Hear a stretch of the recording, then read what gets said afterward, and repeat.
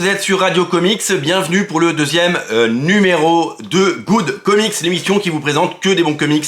Donc s'il n'y a pas de bons comics, il n'y a pas l'émission, et quand il y a des bons comics, il y a des bonnes émissions. Quand j'ai décidé de lancer ce nouveau concept, cette nouvelle émission, j'ai eu de la chance puisque j'ai lu coup sur coup 3 bonnes nouveautés. Et donc, les 3 premières émissions s'écrivent toutes seules et c'est quand même plutôt sympa, plutôt que de galérer et d'attendre la sortie de titres marquants. Alors des bons titres, il y en a tout le temps, il y a quasiment 80 comics qui sortent tous les mois.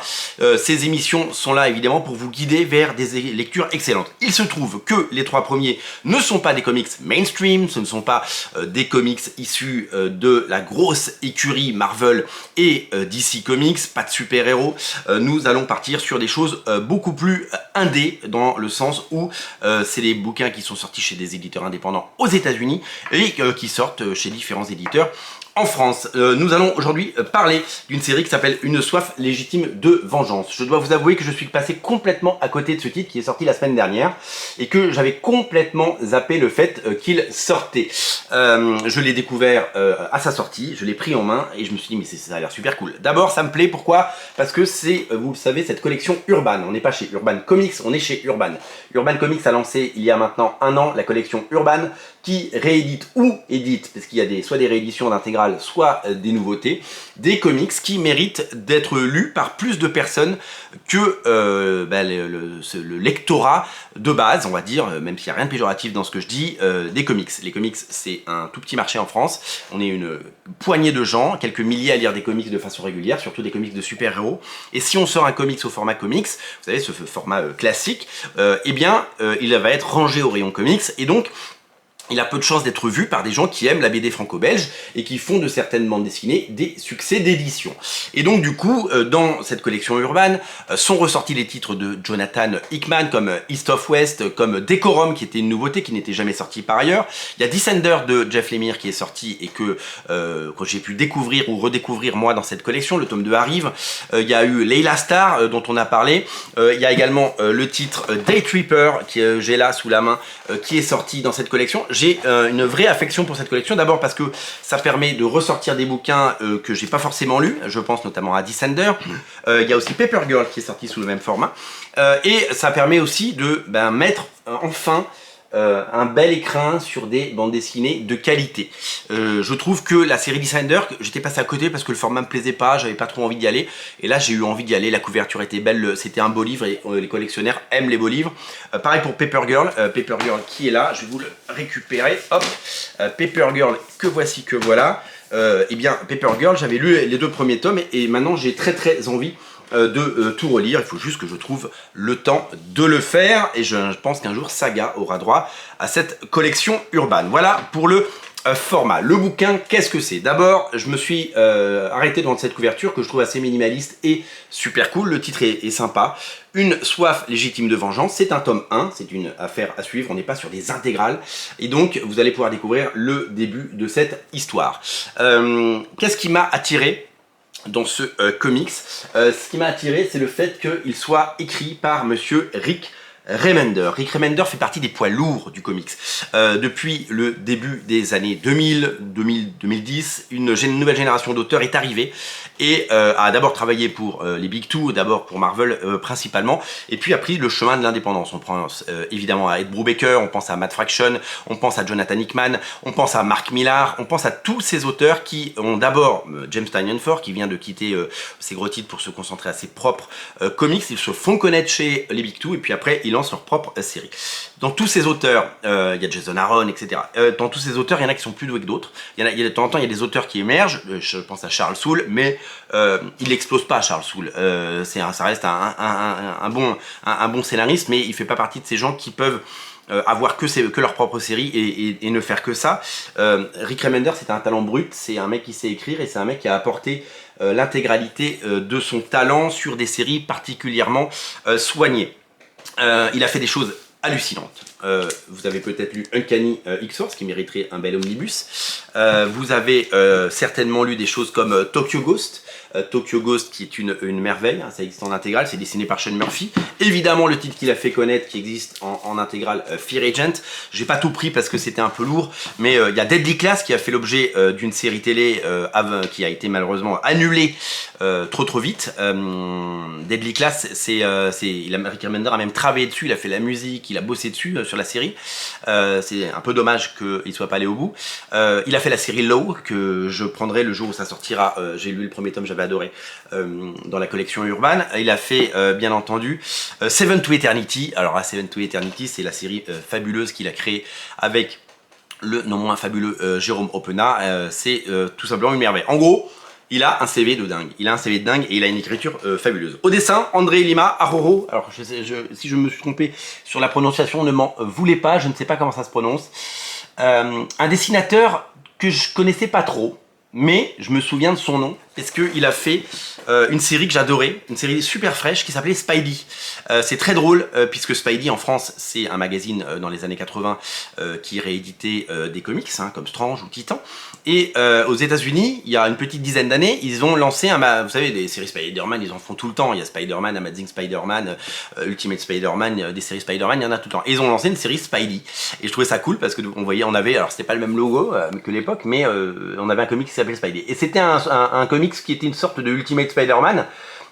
Et c'était les 3 premiers numéros étaient dessinés par donc c'était vraiment un retour sur les vertes années de Peter Parker, avec un Spider-Man assez cool, avec un graphisme un petit peu à la Ditko, mais avec le talent et le génie de Nick Bradshaw. Et Nick Bradshaw, il a fait que 3 numéros, il a très vite laissé sa place à André Lima Aroro, et j'avais bien aimé son style, qui ne ressemblait pas à un style de comics, avec une sorte de ligne claire, et ce dessin, ce trait un peu à l'européenne, comme on dit souvent. Alors, j'ai pris ce bouquin entre les mains, et je ne l'ai pas lâché. Il y a des bouquins que je lis en une fois. D'abord parce que c'est un chef-d'œuvre de storytelling, c'est-à-dire que le dessinateur arrive véritablement en quelques cases à nous mettre dans une ambiance, et je vous parle très souvent de la difficulté de nous faire rentrer dans une bande dessinée, et voilà, parce qu'on est très sollicité, on a plein de BD à lire, et puis quand on dépense 10, 20, 30, 40 euros dans une BD, celle-là en coûte 19, eh bien on a envie d'en avoir pour son argent. Donc il y a toujours la peur d'être déçu et on n'a pas envie de s'aventurer vers quelque chose de détonnant. Donc on est vraiment sur une BD à l'européenne avec pas des splash pages mais un vrai storytelling, des cases, un art séquentiel et donc quelque chose de très bien construit. Main dans la main, Rick Remender et André Lima Aroro, ils ont réussi à faire quelque chose d'exceptionnel. On suit le destin de quelqu'un que nous allons apprendre à découvrir et à connaître.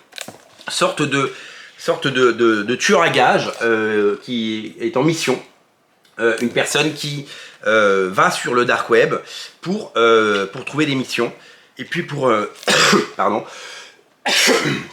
pour aller faire un peu le sale boulot, sorte de nettoyeur, mais on comprend pas très bien au départ quelle est sa mission, mais on va très vite le découvrir. Il va croiser des gens, on va découvrir ses talents et ses qualités.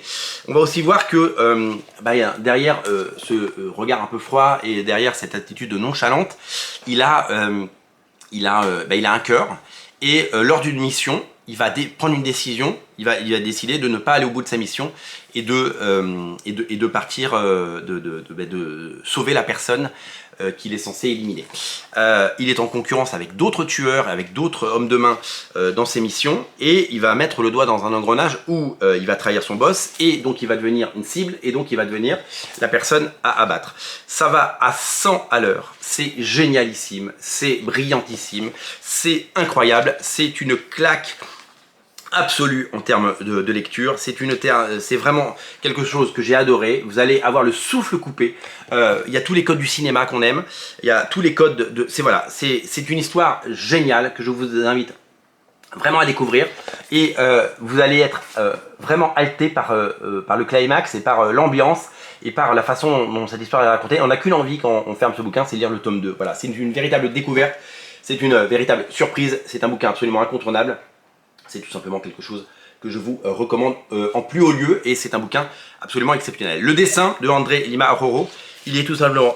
Excusez-moi, je termine sur ma maladie. Les 2 premières émissions seront attachées d'une voix un petit peu stentor et de cette vilaine toux, mais c'est la saison qui veut ça.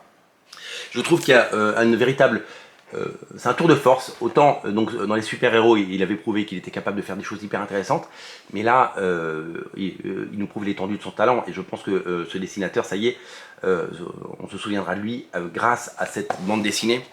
Il y a la narration, je vous ai dit, le storytelling qui est impeccable, mais il y a aussi également, il y a ce dessin, cette sorte de ligne claire dont je vous parlais, avec ces scènes d'action, avec ces cadrages, et avec ce trait à la Jeff Darrow, ce trait à la Moebius, ce trait d'une finesse folle, c'est vraiment exceptionnel. Il n'y a pas le détail de Jeff Darrow, on n'est pas sur quelque chose de très minimaliste où il passe 35 jours sur une case, on est sur quelque chose de fluide, on est sur quelque chose de vraiment époustouflant. Voilà, moi j'ai pris un vrai grand plaisir à lire ce tome 1, c'est une véritable surprise, c'est un véritable coup de cœur, et c'est à découvrir d'urgence. Je vous invite cette semaine à lire ça. Honnêtement, vous cherchez une bonne lecture, vous cherchez quelque chose à lire, vous voulez sortir des sentiers battus, et bien moi j'ai pris une vraie claque en lisant ce bouquin. Il est à découvrir d'urgence. Je vous mets le lien dans le descriptif de la vidéo si vous le cherchez, le lien vers Original Comics évidemment. Et puis moi je vous recommande cette lecture parce que vraiment j'y ai pris un plaisir non dissimulé, un plaisir fou, un plaisir dingue. Voilà, ça Radio Comics, c'est vous faire découvrir des comics de qualité, c'est vous faire découvrir des choses que peut-être vous n'auriez pas lues. Je vous invite à découvrir toute l'œuvre de Rick Remender et en particulier Une soif légitime de vengeance, ça s'écrit comme ça, et c'est à découvrir d'urgence, ça fait partie de ces lectures particulièrement fabuleuses. Le lien il est là dans le descriptif de la vidéo et le bouquin est absolument recommandé.